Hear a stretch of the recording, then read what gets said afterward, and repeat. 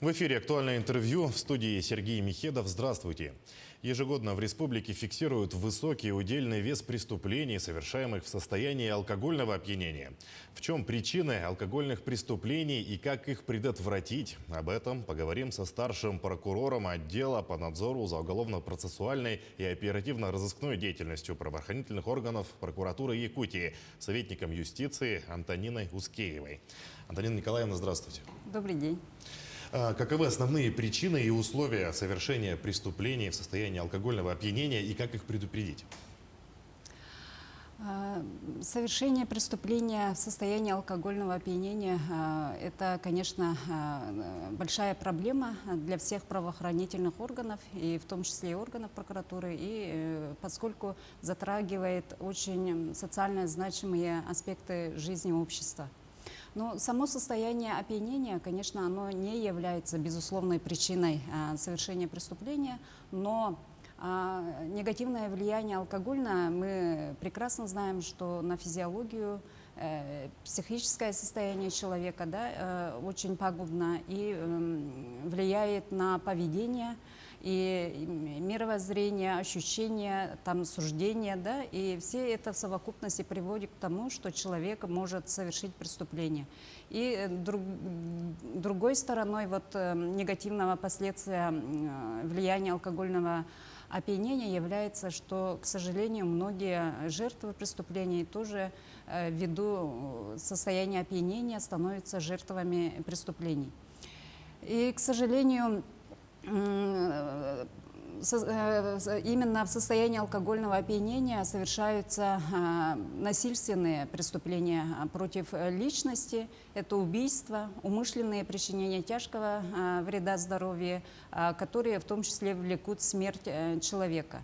И большинство данных преступлений, к сожалению, также совершается в сфере семейно-бытовых отношений, то есть в результате употребления спиртных напитков в семье, в быту. Поэтому данная проблема и задача противодействия данным преступлениям стоит не только перед органами правоохраны, а перед всеми субъектами системы профилактики, чья деятельность оговорена федеральным законом 182, это начиная от органов местного самоуправления до ведомств и министерств.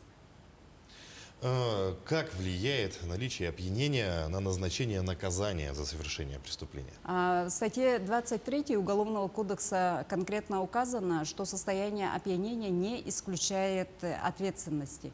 А то некоторые люди думают, что раз я не понимаю, ничего не помню, возможно, могу избежать уголовной ответственности. Но это не так. Раньше вообще состояние опьянения оценивалось как отягчающее вину обстоятельства. Это в Уголовном кодексе РСФСР было. Но данная норма была исключена.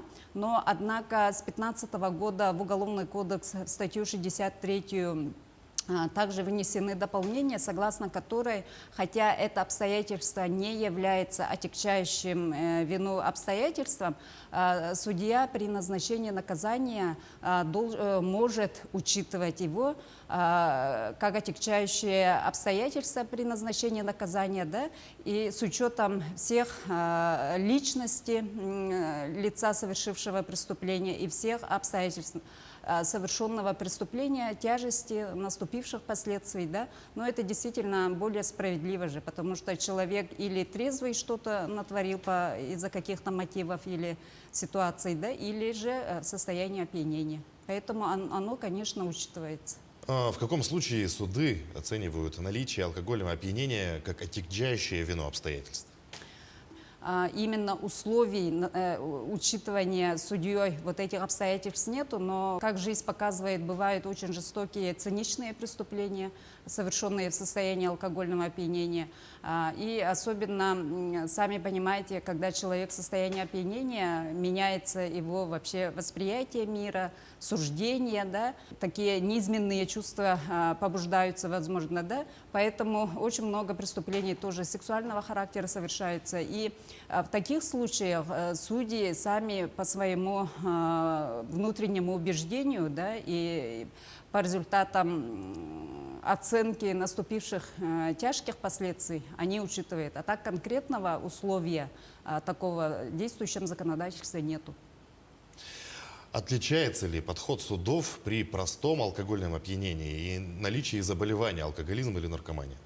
Само наличие диагноза алкоголизм, да, оно не является основанием для признания, для назначения более тяжкого наказания лицу, да, совершившему преступление. Именно преступление должно быть совершено в состоянии алкогольного опьянения. То есть судья при назначении наказания именно учитывает обстоятельства именно совершенного конкретного преступления в состоянии опьянения. Поэтому, если человек страдает алкоголизмом, оно не является основанием, безусловным основанием для назначения более тяжкого преступления. Поговорим немножко о реализации алкогольной продукции. Что такое вообще незаконная реализация алкогольной продукции и какую ответственность несут граждане за такие действия? Вот 2 года у нас количество лицензиатов существенно увеличилось, и контролирующим органом, перед контролирующим органом в лице Министерства предпринимательства поставлены задачи именно по усилению контроля за соблюдением лицензиатами требований и ограничений, установленных действующим законодательством. Но, к сожалению, практика надзорной деятельности показывает, что у нас в республике широкое распространение находит незаконный оборот алкогольной продукции. Это когда, особенно извне, в республику поступает контрафактная продукция, которая, по сути, опасна для жизни и здоровья. Да? И другим видом, таким распространенным нарушением является именно нарушение лицензиатами установленных ограничений и запретов при реализации алкогольной продукции. Нельзя сказать, что проводимая всеми нами работа не имеет результата. Да? Мы впервые в этом году из той десятки таких регионов вышли, где влияние алкоголя на совершение преступления имело существенное значение. Да? И не как раньше половина преступлений у нас совершается в состоянии алкогольного опьянения, а треть. И удельный вес немного уменьшился с 47% до 44%. И поэтому нам всем надо во взаимодействии данную работу продолжить, потому что оно результаты дает не сиюминутно, да, а с годами, я думаю, будем получать. Но именно снижает эффективность работы данной, да, именно незаконнопослушность со стороны населения и со стороны, к сожалению, представителей бизнеса, да, предприниматели, которые работают в сфере оборота алкогольной продукции. Не ошибусь, если скажу, что северные районы у нас поражены именно поставкой контрафактной продукции. А это на совести, скажем, индивидуальных предпринимателей. И это показывает именно статистика тех уголовных дел, которые возбуждены в районах. Да? И город у нас не исключение. Поэтому в этом году органами прокуратуры совместно с правоохранительными структурами были проведены по всей территории целевые программы, целевые совместные мероприятия именно по противодействию распространению незаконной реализации алкогольной продукции. И они дали свой результат, и 2 раза больше преступлений именно в этой сфере были возбуждены.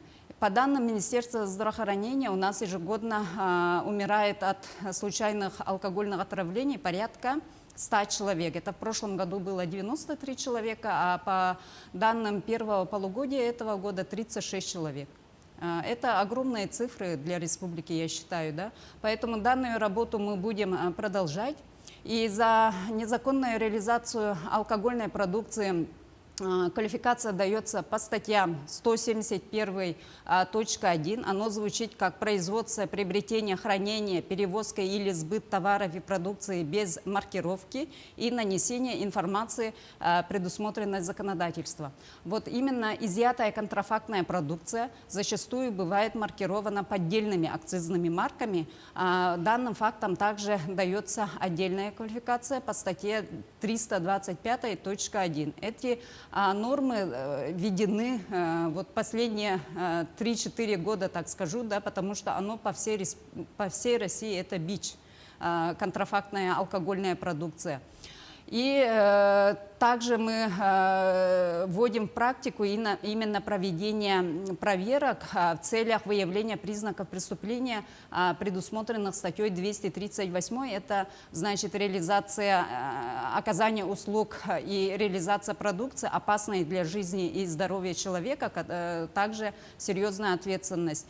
И я скажу, что по 171.1 Уголовного кодекса в отношении предпринимателей, например, ответственность очень серьезная. Оно предусматривает штрафы от 2 до 3 миллионов, да, и в отношении граждан лишение свободы до 3 лет, штрафы тоже до 80 тысяч. И другой разновидностью преступлений, которые находят распространение, к сожалению, за последние годы, это является, когда у нас законами республики по решению сходов органов местного самоуправления вводятся так называемые зоны трезвости, которые очень положительно влияют в целом на социально-экономическое развитие, да, наследов.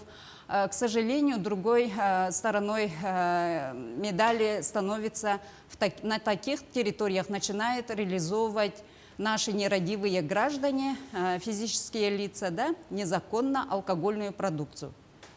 Бутылка, когда стоимость бутылки зачастую даже доходит до 2000, 3000, говорят, да? И за такую реализацию незаконной алкогольной продукции предусмотрена уголовная ответственность согласно статье 171.4, которая для граждан грозит штрафом от 50 до 80 тысяч рублей или исправительными работами до 1 года. Антонина Николаевна, последний вопрос. Влияет ли в целом уровень правовой культуры населения на обеспечение законопослушного поведения?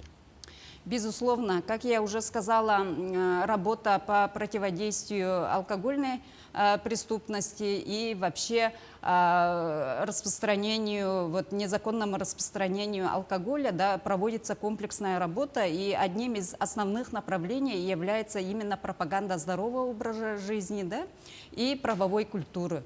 И вы даже со мной согласитесь, да, что результатом данной работы мы же на площадях, улицах не видим же молодежи или людей, которые ходят там с бутылкой пива или распивают открыто. Да? Это единичные факты, да? Но это очень радует, потому что, значит, мы в правильном направлении. И правовая культура, конечно, она должна прививаться ребенку именно в семье. Поэтому в семье надо прививать, значит, придерживаться правил, да, именно жизнь без алкоголя, да. Но, к сожалению, бывают же семьи, которые даже детские праздники не обходятся без употребления спиртных. Поэтому, чтобы у ребенка было правильное восприятие и правильное отношение к алкоголю, да, надо с детства прививать удовольствие находить в другом и жить, отказавшись от спиртного. Действительно, алкоголь ломает жизни, не зря так говорят. Антонина Николаевна, спасибо, что нашли время, пришли к нам. Желаем вам дальнейших успехов в работе. Спасибо вам. О преступлениях в состоянии опьянения и как их предотвратить мы говорили со старшим прокурором отдела по надзору за уголовно-процессуальной и оперативно-розыскной деятельностью правоохранительных органов прокуратуры Якутии, советником юстиции Антониной Ускеевой. Вы смотрели актуальное интервью. Увидимся на канале Якутия-24.